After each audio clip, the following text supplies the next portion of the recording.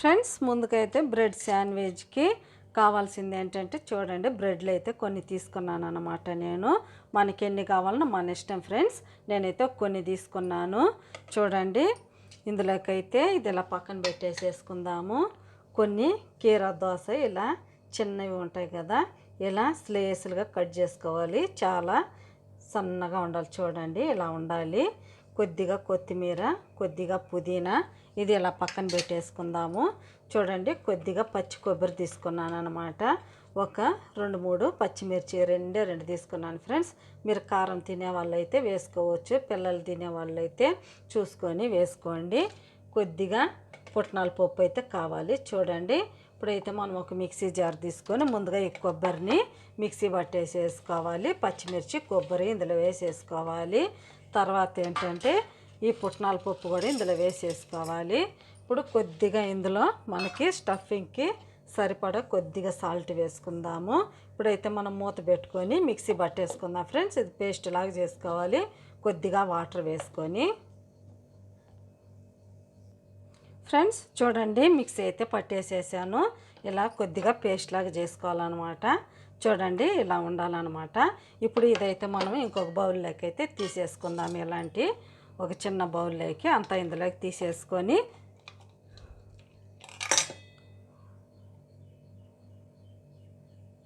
Friends చూడండి, నేనైతే ఒక గిన్నెలోకి అయితే తీసేసాను అనమాట.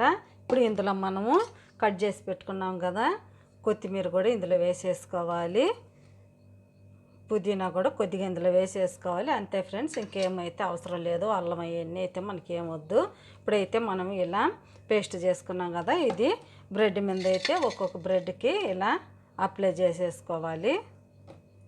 చూడండి, ఇలా వేసుకోవాలి. చాలా బాగుంటుంది ఫ్రెండ్స్, చాలా ఈజీ. పిల్లలు కనుక ఇలా చేసి పెడితే చాలా ఇష్టంగా తింటారు. మనమైనా తినచ్చు. చూడండి, ఇలా బాగా వేసుకున్నాం కదా, ఇది ఇలా పక్కన పెట్టేసుకోవాలి. ఇప్పుడు ఇంకొక బ్రెడ్కి కూడా అలాగే వేసుకోవాలి. ఇంకొక స్లైస్కి కూడా వేసుకోవాలి.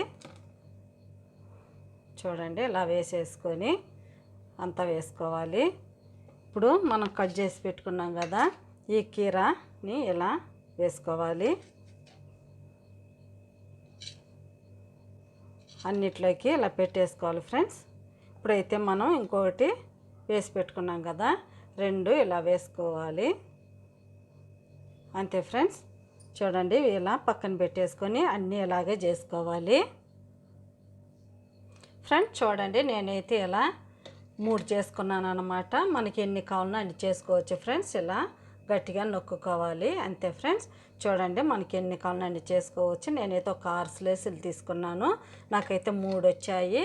ఇప్పుడైతే మనం ప్యాన్ పెట్టుకొని ఇవి ఫ్రై చేసేసుకుందాం ఫ్రెండ్స్. నేనైతే ఇప్పుడు ఒక పెనం అయితే పెట్టేసాను. మన ఇష్టం ఫ్రెండ్స్, పెనం అయినా పెట్టుకోవచ్చు, ప్యాన్ అయినా పెట్టుకోవచ్చు.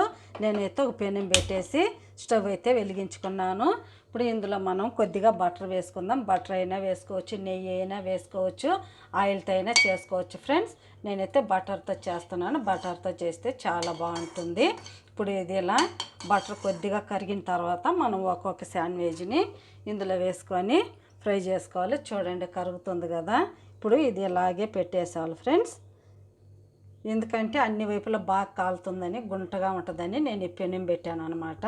కొద్దిగా కాలిన తర్వాత మనం తిప్పుకుందాము. ఇప్పుడు ఈ పక్క కాలిన తర్వాత మనం పైన బటర్ వేసుకుందాము, కాలనిద్దాం ఫ్రెండ్స్. ఇప్పుడు ఒక పక్క అయితే కాలింది. ఇలా 2 స్పూన్లు తీసుకొని కదలకుండా, ఇరగకుండా నెమ్మదిగా ఇలా తిప్పుకోవాలి. చూడండి, అంత బాగా కాలిందో. ఇప్పుడు ఇంకొక పక్క కూడా మనము బటర్ వేసుకోవాలి. కింద వేసుకుంటే బాగా కింద ఫ్రై అయిపోతుంది ఫ్రెండ్స్. ఇలా బటర్ వేసుకొని అంతా తిప్పేసుకుందాము. మన ఇష్టం ఫ్రెండ్స్, దేనితోనైనా చేసుకోవచ్చు, చాలా బాగుంటుంది. ఇప్పుడు ఈ వైపు కూడా ఇలా కాలిన తర్వాత తిప్పేసుకోవాలి. చాలా ఈజీ, చాలా టేస్ట్గా ఉంటుంది. మీరు ఖచ్చితంగా ట్రై చేసి చూడండి. పిల్లలు కానీ పెద్దలు కానీ ఎవరైనా తినవచ్చు ఫ్రెండ్స్. చూడండి, బాగా ఇలా సిమ్లో పెట్టుకొని, కొద్దిగా హైలో పెడితే మాడిపోతుంది. సిమ్లో పెట్టుకొని నిదానంగా ఇలా కాల్చుకుంటూ తిప్పుకోవాలి. చూడండి, ఈ వైపు కూడా ఇలా తిప్పేద్దాము. ఇలా తిప్పుకొని నెమ్మదిగా కాల్చుకుందాం ఫ్రెండ్స్. చూడండి, బాగా మంచి కలర్ అయితే వచ్చింది కదా. ఇలా ప్రెస్ చేసుకోవాలి. మనం లోపల కీరా దోస కొబ్బరి స్టఫింగ్ పెట్టాం కదా, ఇలా బాగా ప్రెస్ చేసుకుంటే బాగా పట్టేస్తుంది. ఇప్పుడు చూడండి ఈ పక్క కూడా ఇలా తిప్పి వేసుకోవాలి. ఇలా మంచి కలర్ వచ్చిన తర్వాత తిప్పేసుకుందాం. చూడండి కాలిపోయింది. ఇప్పుడైతే తీసి ఇంకొక ప్లేట్లో వేసుకొని ఇంకోటి కూడా ఇలాగే కాల్చుకుందాం. ఇప్పుడైతే ఇది తీసేద్దాం. ఇప్పుడు ఇంకోటి కూడా ఇది కూడా ఇలాగ పెట్టుకోవాలి.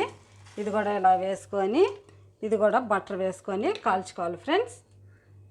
బాగా కాలనిద్దాం. ఇలా వేసుకుంటూ చుట్టూ వేసుకోవాలి. చూడండి ఇలా వేసుకొని బాగా ఇది కూడా అలాగే కాల్చుకుందాం.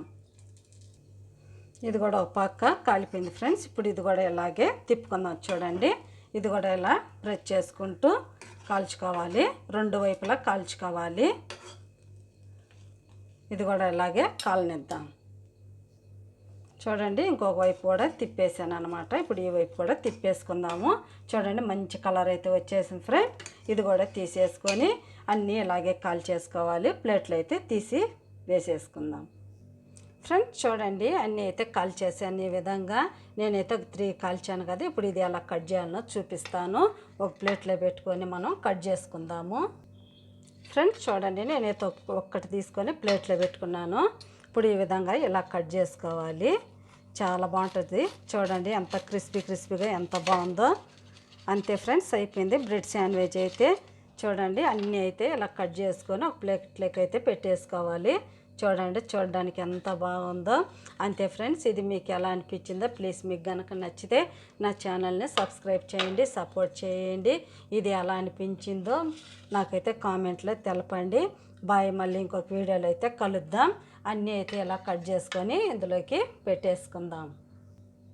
Hi friends, welcome to my channel YS village women.